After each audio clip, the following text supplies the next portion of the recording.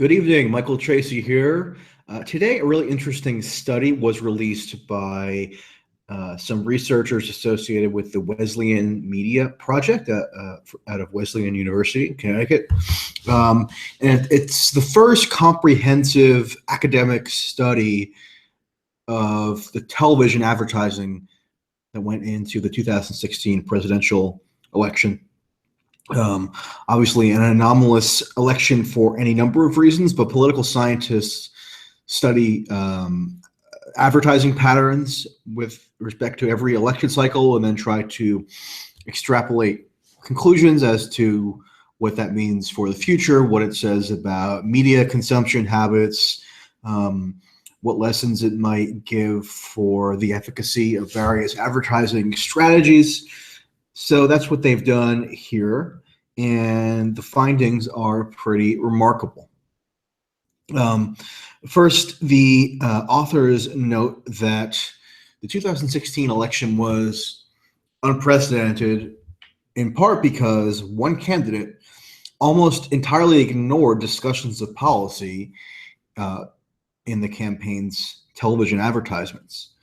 And now, which candidate was that?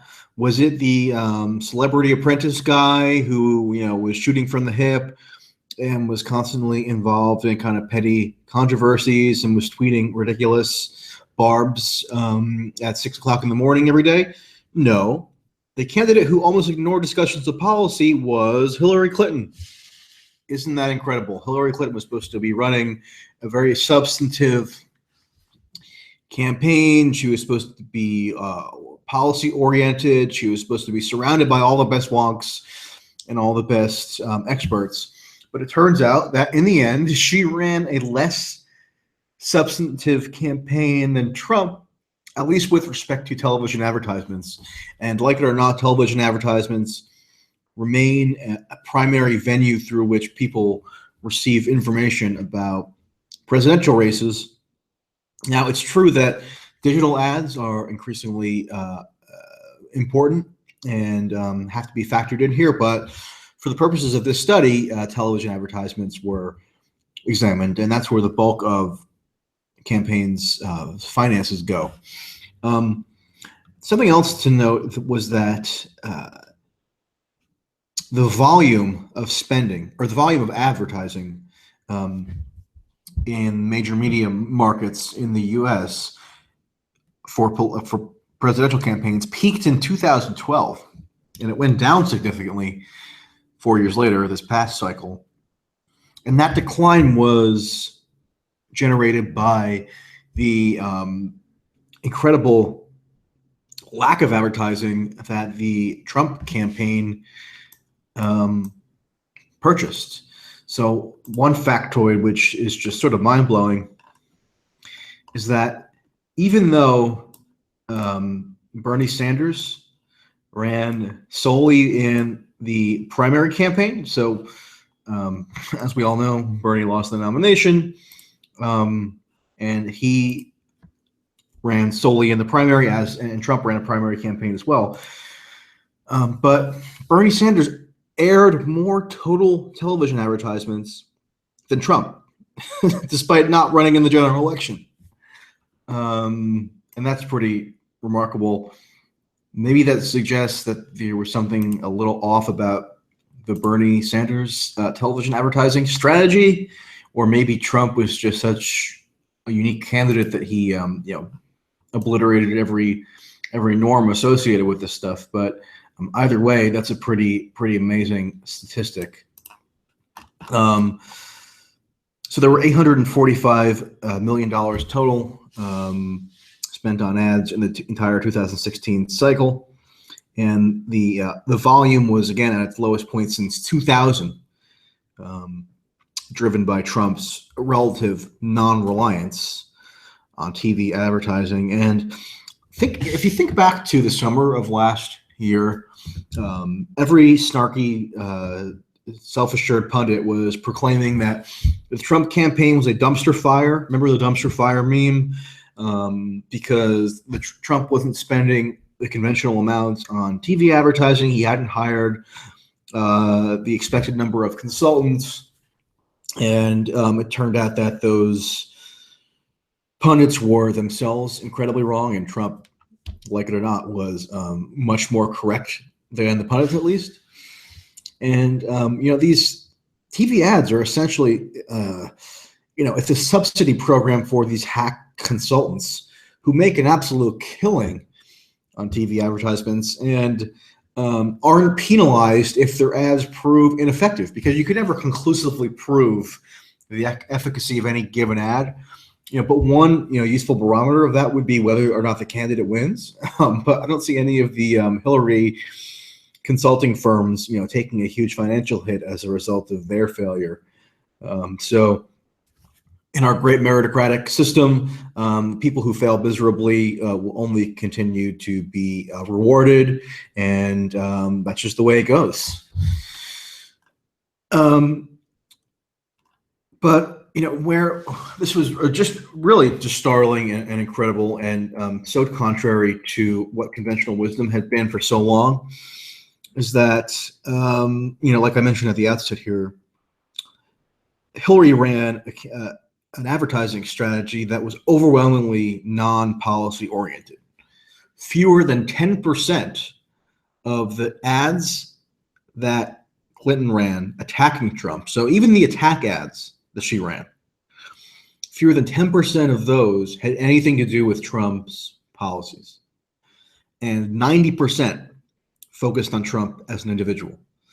So I was in Ohio the week before the election, and anytime you turned on the TV, there were these ads where Trump's kind of highlight reel of crude statements and jokes and vulgar remarks will be played over a kind of a montage of innocent children sitting there and looking troubled by this. And the idea was that Trump is such a horrible role model for the nation's children that nobody could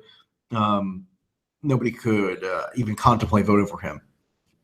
And maybe that ad was effective among certain demographics, but I don't know. Most people, I think, are more concerned about whether the economy is working and whether they can provide for their families. So Trump's jokes and his crude remarks probably lower on their priority hierarchy than maybe the Clinton campaign wagered.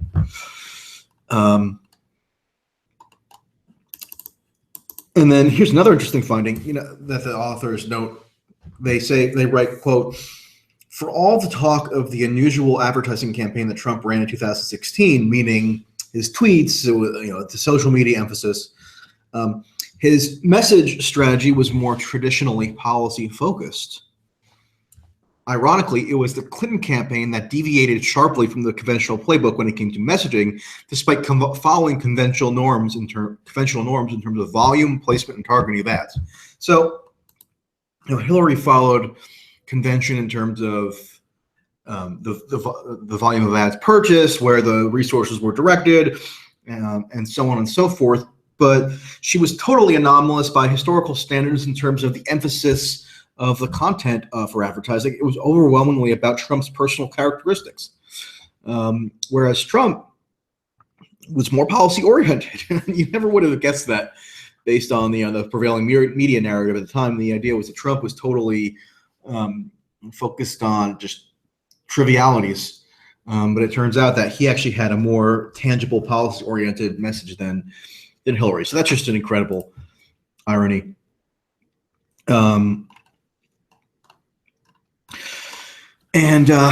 So I'll just quote again, and it just sort of hammers it home. So the way that these researchers accumulate data is that there's a for-profit firm which analyzes advertising and from the country's major media markets, and has done so for several presidential cycles. And what they emphasize here is that the Hillary campaign was just totally outside the norm. It was a huge departure from previous trends, and they write, "In stark contrast to any prior presidential cycle for which we have data, the Clinton campaign overwhelmingly chose to focus on Trump's personality and fitness for office. leaving very little room for discussion in advertising of the reasons why Clinton herself was the better choice. Trump, on the other hand, provided explicit policy-based contrast, highlighting his strengths and Clinton's weaknesses, a strategy that research suggests voters find helpful in decision-making. These strategic differences may have meant that Clinton was more prone to voter backlash than Trump. So imagine that. The Hillary campaign's advertising strategy likely made her more susceptible to a backlash, an unforeseen backlash than Trump, in part because maybe it was because Hillary just seemed so conventional in every respect, and she had every advantage in the world. Remember, she was saturating airwaves, at least relative to Trump. Trump did have a more conventional spending spree toward the end of the campaign, and these researchers find that he was actually on the air in Wisconsin at a more regular pace than Hillary was. Hillary, when the final week came and it looked like Wisconsin was surprisingly close, she poured in a huge amount of resources into Wisconsin. But prior to that, apparently Trump had a more perceptive view of the state of the race in Wisconsin and had just sort of a small but steady ad buy there. So for all the talk about how Hillary had this amazing algorithm, she had all the experts and consultants directing her use of resources. Evidently, it was Trump who was a lot savvier in terms of what he chose to do advertising-wise. So that's about it. This is a really interesting study. There will presumably be more like this in the coming months and years and even decades. So I linked to the full study in PDF form in the description box. Encouraged to read it for yourself. There's all sorts of nice charts and that kind of thing. But I thought it was worth summarizing here and providing some comments on. So there you go. Talk to you soon.